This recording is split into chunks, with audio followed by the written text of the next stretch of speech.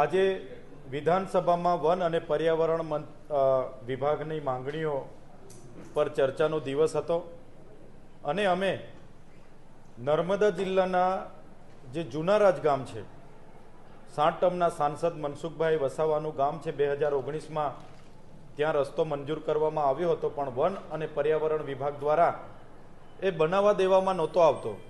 આજની માંગણીઓમાં અમે એ માંગણી કરી કે જીતગઢથી જુનારાજનો રોડ ફોરેસ્ટવાળાએ જે અટકાવ્યો છે તાત્કાલિક ધોરણે ચાલુ કરવામાં આવે.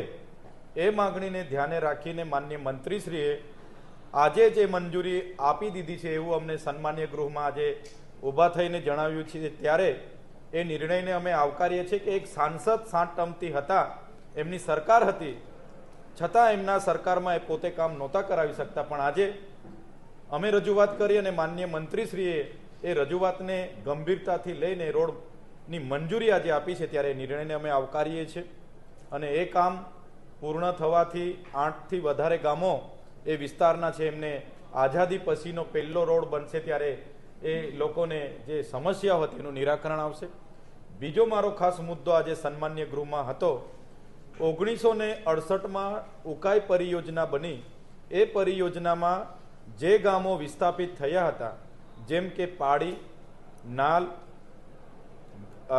મોટા કાકડીઆંબા, ભાદોડ, સોરતા જેવા ગામો વિસ્થાપિત થઈને જે જંગલની જમીન ખેડીને પોતાનો નિર્વાહ કરતા હતા, ગત વર્ષે ફોરેસ્ટ વિભાગ દ્વારા વર્ષો પછી અચાનક કોઈપણ જાતની જાણ કર્યા વગર ત્યાં પહોંચીને 200 જેટલા ઘરો તોડી નાખવામાં આવ્યા હતા. 400 જેટલા પરિવારોની ખેતીને નષ્ટ કરી દેવામાં આવી હતી. તેની પણ અમે આજે રજૂઆત કરી હતી, કેમ કે એ લોકોમાં 23 લોકોને સરકારે સનતો આપી છે જમીનો ખેડવા માટે, અને એમાંથી 608 લોકોની દાવા અરજીઓ સરકારમાં પેન્ડિંગ છે. ત્યારે વન અધિકાર 2006નો અધિનિયમ એવું કહે છે કે જે લોકોએ 2010 પહેલા ખેતી કરતા હોય અને જેમણે દાવો કર્યો હોય, ભલે એમની પડતર અરજી હોય, પણ એમની જમીનમાં ઊભા પાકને ક્યારેય કોઈ વન વિભાગે એ નષ્ટ કરવાનું થતું નથી કે એના ઘર ખાલી કરવાના થતા નથી. છતાં વન વિભાગે કર્યું. એની રજૂઆત અમે આજે કરી છે. સાથે સાથે એમનો કેસ કોર્ટમાં પણ પેન્ડિંગ છે. તો એ લોકોને ફરી ફોરેસ્ટ વિભાગ કે પોલીસ વિભાગ દ્વારા હેરાન કરવામાં ન આવે એ વાત અમે આજના સન્માનીય ગૃહમાં મૂકી છે. સાથે સાથે જે નર્મદા જિલ્લામાં દીપડાઓનો જે ત્રાસ છે, આજે એની ચર્ચા માનનીય મંત્રીશ્રીએ કરી કે દીપડાઓને અટકાવવામાં આવશે, એમને એમના જે કેન્દ્રો છે રેસ્ક્યુ કેન્દ્રોમાં લઈ જવામાં આવશે. ને અમે તો એટલે સુધી કીધું છે કે 12 જેટલા લોકો પર હમણાં જ હુમલા કર્યા દીપડાઓ, એમાં 6 જેટલા લોકો અતિ ગંભીર થયા, 6 જેટલા લોકોનું મૃત્યુ થયું. ત્યારે કોઈ પણ સંજોગોમાં એમને પકડીને રેસ્ક્યુ કરીને રેસ્ક્યુ સેન્ટરમાં મોકલવામાં આવે એની પણ આજે અમે વાત કરી છે. અને આજની ચર્ચાને અંતે માનનીય જે વન મંત્રી હતા એમણે સકારાત્મક અમને એમાં નિર્ણયો આપ્યા અને ખાસ કરીને જુનારાજની આજે મંજૂરી આપી છે. ત્યારે એ નિર્ણયને અમે વધાવી લઈએ છીએ.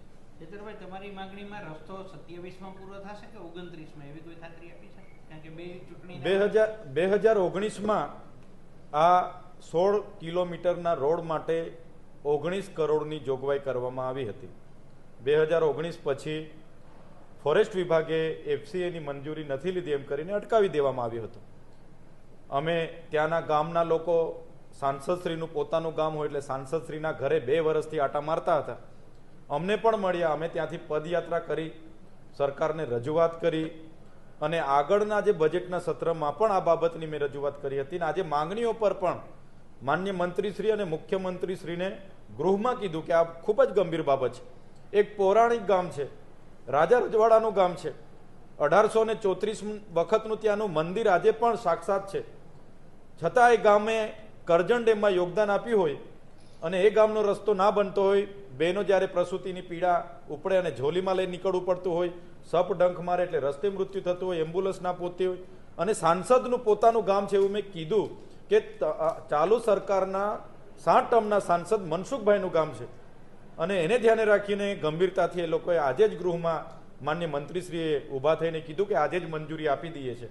ત્યારે અપેક્ષા રાખીએ છીએ મંજૂરી આજે મળી છે સત્વરે આ જ વર્ષે રોડનું કામ પૂર્ણ કરવામાં આવે એવી અપેક્ષાઓ અમે સરકાર પર રાખીએ છીએ. મંજૂરી મળી છે તો એને 2-3 વર્ષ ના લાગવા જોઈએ, કેમ કે ત્યાંના લોકોની ખૂબ હાલાકી છે. એનું નિરાકરણ આવે એવી અમારી માંગણી છે. એ વખતે બજેટ 19 કરોડ હતું, હવે તો 25-26 કરોડે પહોંચી ગયો છે ને. એમાં કદાચ બજેટ વધશે તો એની પ્રોસેસ હોય છે અને માર્ગ અને મકાન વિભાગમાં એનું બેઠક થાય છે અને એમાં વધારાનું બજેટ હોય તો એ લોકો મહિનામાં શક્ય છે 16 કિલોમીટરનો રોડ બની જાય, કેમ કે પછી ચોમાસું. ના, એ તો રોડનું કામ ચાલુ થશે. એકવાર બ્રિજ નાળાનું પણ કામ ચાલુ થઈ જાય અને ડાંબર સપાટીનું કામ શક્ય થાય તો 16 કિલોમીટર છે. લોકો જો એજન્સી રસ લઈને કામ કરે તો 2.5-3 મહિનામાં પૂર્ણ થઈ જશે.